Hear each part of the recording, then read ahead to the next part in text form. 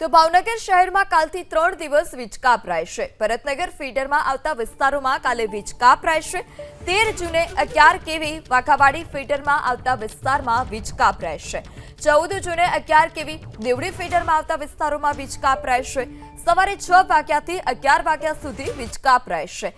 1 લાખથી વધુ લોકોને અસર થશે અને 1 લાખથી વધુ લોકો ગરમીમાં શેકાશે।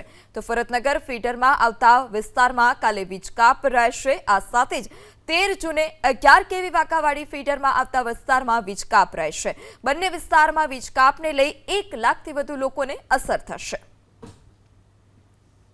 તો ભાવનગર શહેરમાં કાલથી 3 દિવસ વીજ કાપ રહેશે। ભરતનગર ફીડરમાં આવતા વિસ્તારોમાં કાલે વીજ કાપ રહેશે। 13 જૂને 11 કેવી વાઘાવાડી ફીડરમાં આવતા વિસ્તારમાં વીજ કાપ રહેશે। 14 જૂને 11 કેવી દેવડી ફીડરમાં આવતા વિસ્તારોમાં વીજ કાપ રહેશે। સવારે 6 વાગ્યાથી 11 વાગ્યા સુધી વીજ કાપ રહેશે।